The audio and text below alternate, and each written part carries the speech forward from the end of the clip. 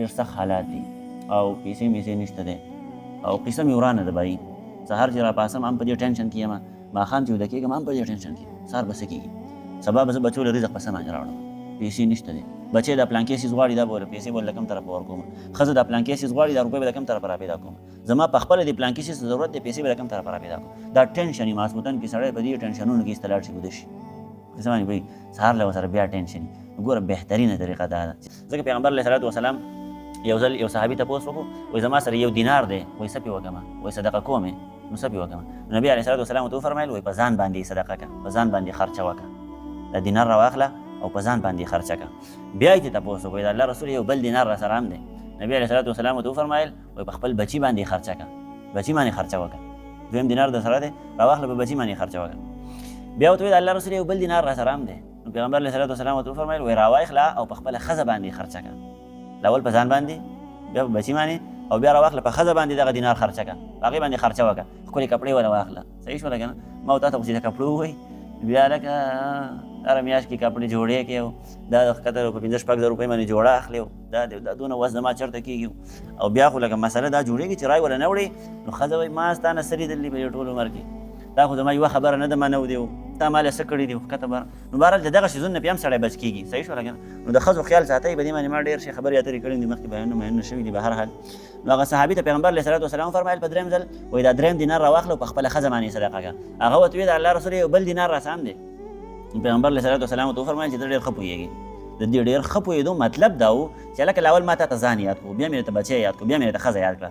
نو مطلب د دې خبرې دا دی چې که ته چېرته صدقه کې نو ستا د دې صدقې د ټولو نه مستحق سړی هغه دی چې کوم تا ته د ټولو نه نږدې دی.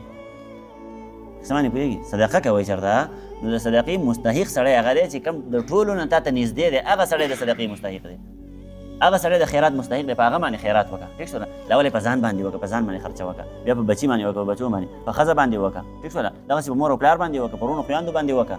بیا د دغې نه پس چې ستا کوم نږدې رشته داران دي ځه پسې. نو په رشته دارانو کې که څوک مستحق نشته دی نو بیا بل چاله ورکړه. مونږ له ځانه زبرګان جوړ کړي، زکاتونه م راغستي هلکه پردو خلکو له یې ورکوو. څه باندې پوهېږي؟ ستا په کورنۍ کې ستا په رشته دارانو کې سړی د سهار ماښام ډوډۍ ورته نه میلاوېږي او ما ورته روپۍ راغستې یو په شلم کلي کې سړي له ورکوم، هلکه د خپل سړي سره خو مې نه لګي، دله ځکه نه ورکوم چې نه مې لګي ورسره، ستا دې ورسره نه لګي که نه، د هغه حق دې او د هغه حق دې راواخېستو بل چاله دې ورکړو. پیغمبر خو فرمایي چې دا ولې رشته دار له ورکړه پس د هغې بیا بل چاله ورکړه. او موږ یې راخلو د رشته دار سره معمولي چېرته اختلافات راغلي، د هغه اختلافاتو د وجې نه یې راواخلو په ځای د دې چې رشته دار ښه مستحق هم دی راواخلو دغه روپۍ او بل سړي له ورکړو. نو لاول د رشته دارانو حق دی. د دغې وجې نه پیغمبر علیه صلات وسلام وایي صله رحمي وکئ او الله جل شانو فرمایي وایي دا صله رحمي چې کومه ده نو دې صله رحمۍ له وایي دا نوم ما د خپل ځان نه ورکړی دی، یعنې خپل نوم مې وله ورکړی دی. د الله جل شانو نوم دی که نه رحیم، نو وایي دې صله رحمۍ له دا کوم نوم چې ما ورکړی نو دا مې خپل نوم ورکړی دی. او چا چې دا صله رحمي وپالله زه به د دغه سړي سره رشته وپالم، زه به د دې سړي ذمهوار یم.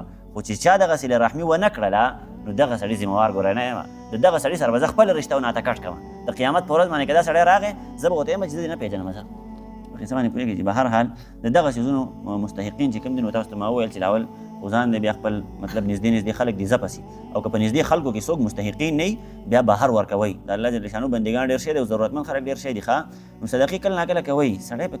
سړی په مال کې پراختیا راځي. څه باندې پوهېږي؟ زه تاسو ته یو ټریک در وښیم، ټریک ورته وایي څه ورته وایي هغه در وښیم چې کله ناکله حالات راشي په تا باندې که نه چې یاره ډېر سخت حالات دي او پیسې میسې نشته دی او قصه مې ورانه ده بھائی. سهار چې راپاسم هم په دې ټینشن کې یم، ماښام چې ویده کېږم هم په دې ټینشن کې یم. سهار به څه کېږي؟ سبا به زه بچو له رزق په څه باندې راوړم؟ پیسې نشته دی.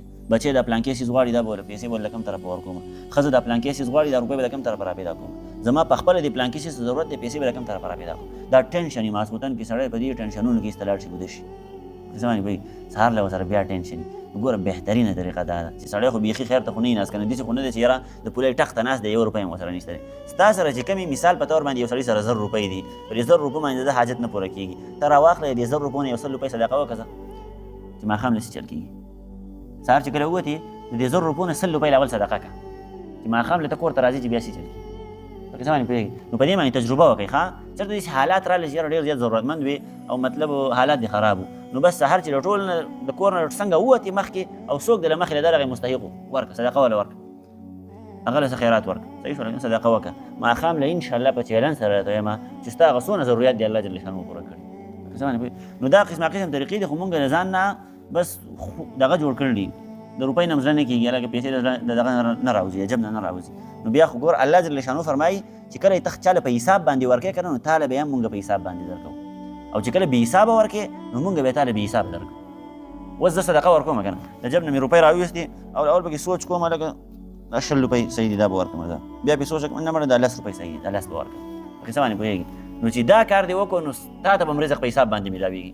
خو چې داسې دې وکړه چې یاره جب کې علاج در نه کړو، څه شی دې راویست او چال دې ورکړه او ودې نه کتل ورته، نو بې حسابه دې ورکړه. نو الله جل شانه وایي دې سړي له مونږ بې حسابه ورکړو، د ده سره مونږ حساب کتاب بیا نه کړو، ده له چې مونږ کوم رزق ورکوو د هغې بیا څه حساب نه، قصې اوږدېږي بھائی. زه بس دې نور خبرې درې نه کوم.